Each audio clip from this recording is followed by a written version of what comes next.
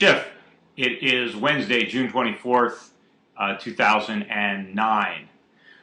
First of all, we had the statement today that I talked about yesterday from the Fed. And once again, I think they walked that tightrope, and the Fed basically told the markets what the markets wanted to hear. They said that rates are going to remain at practically zero for an indefinite period of time, which is what the market wanted to hear. But I guess for concerns that there was too much debt monetization, the government or the Fed made no comment about a specific number or quantity of Treasury securities or other debt instruments that they were intending to buy. Now, apparently, the dollar rallied a little bit on that, although I think most of the dollar rally had to do with intervention overnight by the Swiss government, where the Swiss government intervened specifically to weaken the value of the Swiss franc. And I think that intervention led to a dollar rally, and the rally was most pronounced against European currencies like the Swiss franc and the euro. The dollar actually lost a little ground against the Australian dollar. But I think what the government is basically doing is they're basically saying we're going to supply massive amounts of inflation, but we're not going to monetize government debt. Well, that's impossible. The only way that the government is going to be able to keep interest rates really low is to buy government debt. Now, we got some cooperation from foreign central banks. We announced the results of the 5-year auction today, and 63% of the 5-year government bonds were bought by foreign central banks. Obviously, if those foreign central banks weren't there, the auction would have been a complete failure, and there would have been utter turmoil in the market. 63% is a huge percentage, meaning that if we're going to borrow $3 trillion over the next year, which is what we have to do, we have $1 trillion of debt rolling over and $2 trillion of new debt. If foreign central governments are going to buy 63% of that, that means that foreigners are going to have to lend us $2 trillion of the $3 trillion. I think they'd be completely foolish if they did that. And if they do it this year, how much are they going to have to lend us the following year? Another $3 trillion? If they do that for the next 3 or 4 or 5 years, we're going to owe the world an extra $10 trillion. I mean, this would be a massive burden on Americans for generations to come if we actually paid it off.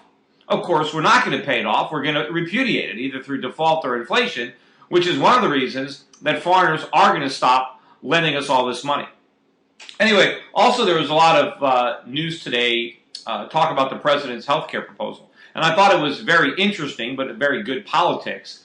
Barack Obama basically defended the health care program by attacking the critics. And what he said is that his critics are saying that if the government creates insurance, that the private sector won't be able to compete with the government-provided insurance because they'll be able to offer better terms and better rates. And then Barack Obama is saying, well, wait a minute. If the Republicans are saying that the government can't do anything right, why are they so afraid that government health care is going to be so efficient that it's going to put all the private sector companies out of business? Well, that's a great straw man, but that's not the issue. The reason that private companies have to fear the government is not because it's efficient, but because it's inefficient and it's going to operate with a government subsidy. You see, the government insurance company is not going to have to make a profit.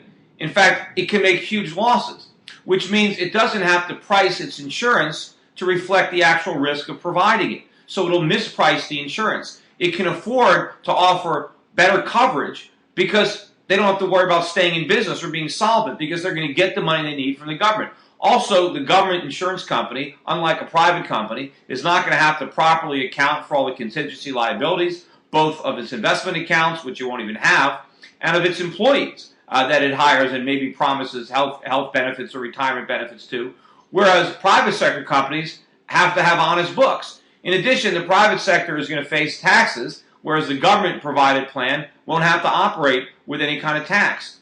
But it's not that the government is going to be efficient at delivering health care. It's not. Even if the insurance is cheap, the taxpayer subsidy will be enormous, so that the total cost of government-provided health care will be much higher than the private sector, because it's going to be the cost or the price of buying the government health insurance plus the added subsidy that taxpayers have to make up or is going to be financed through inflation to pay for all the losses that the government health care system generates.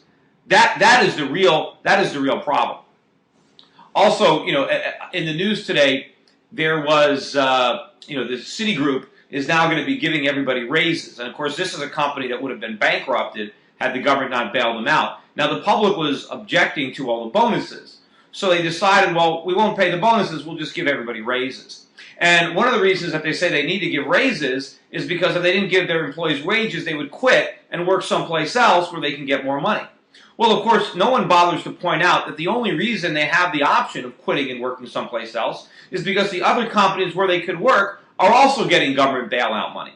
If the government wasn't giving every Wall Street firm money, then Wall Street firms wouldn't be able to pay everybody all this money. And they wouldn't have, and other firms wouldn't have to worry about retaining their employees. Nobody would quit. Because where would they go? If it wasn't for all these government bailouts, Wall Street firms that were still in business could cut the salaries of their employees and not have to worry about anything. Because nobody would quit. So instead, we have one government problem creating another one. Because they give everybody money, now the Citigroup inquiries actually have the ability to quit unless they get raises. And of course, the raises are being paid for by the bailout money because they're not making any profits. And of course, what about the real perpetrators? Robert Rubin, for all his great reputation, he oversaw that company and he helped run it into the ground. Meanwhile, while he was sitting on Citi's board for the last 4 or 5 years, he collected over $100 million in compensation. Where are the lawsuits against Robert Rubin? Why isn't Robert Rubin having to give that money to the shareholders or to the government or somebody? But why should he get to keep all that money for running that company into the ground? Also, I happened to be watching on CNBC today, and David Faber, who's a reporter there, just came out with a book called "And Then the Roof Caved In." It's currently #1 on Amazon. It just came out for business or investments. And they're all like praising him. Joe Kernan's on there. Fantastic book. Great book. Meanwhile, it's "And Then the Roof Caved In," not "The Roof's About to Cave In." He didn't write this book in 2005 and 2006 when it would have made a difference.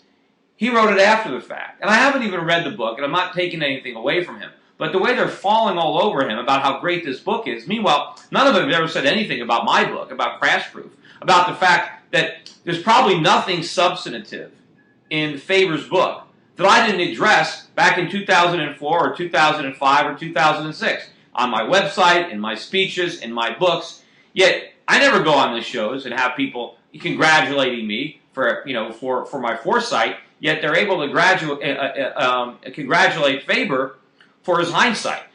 One of the things I'm sure that Faber didn't mention when he is properly pointing the finger at a lot of the culprits, but I'm sure he's giving his own network and the financial industry in general a pass, because I know that I was out there on CNBC with David Faber sitting in the room saying all this stuff, and he was just laughing it off like everybody else. In fact, for years, my commentaries that I put on my website on Euro Pacific Capital, I started emailing them out to reporters back in 2004, and every week I would write a commentary. And probably at least a dozen people at CNBC were on my list, on-air reporters and anchors, and I was sending them all my commentary. And I laid out the entire case for why there was a housing bubble, why it was going to collapse, what it was going to do to the economy, what it was going to do to the banking industry. I went over all the conflicts of interest between the mortgage lenders, the originators, Wall Street, securitization, the ratings agencies. I went over all of it, and I'm sure David Faber, among other people, were able to see all this information, yet they completely ignored it. They ignored it. They didn't want to write anything about it. They totally dismissed it, and now, of course, they're able to write these books after the fact, laying out the causes. Meanwhile, I mentioned before, I used to be on these financial shows pretty much several times a week. Some weeks I'll be on 3 or 4 times. CNN, CNBC, Fox, Bloomberg. Now I'm barely on. While I'm on the subject, I am going to be on Glenn Beck tomorrow night on Fox. It's at 5 p.m. Eastern Time on Fox News. But, I used to be on all the time. And they barely have me on now. And again, I think the reason is they want to pretend that nobody could have figured this out. That this was out of left field, a fluke, 100-year flood. Nobody could have predicted it. And therefore, they don't want to have the guy who actually predicted it on the air, especially when they don't like what I have to say, because as far as I'm concerned, the crisis isn't over, it's just beginning. That's it for today. That's all.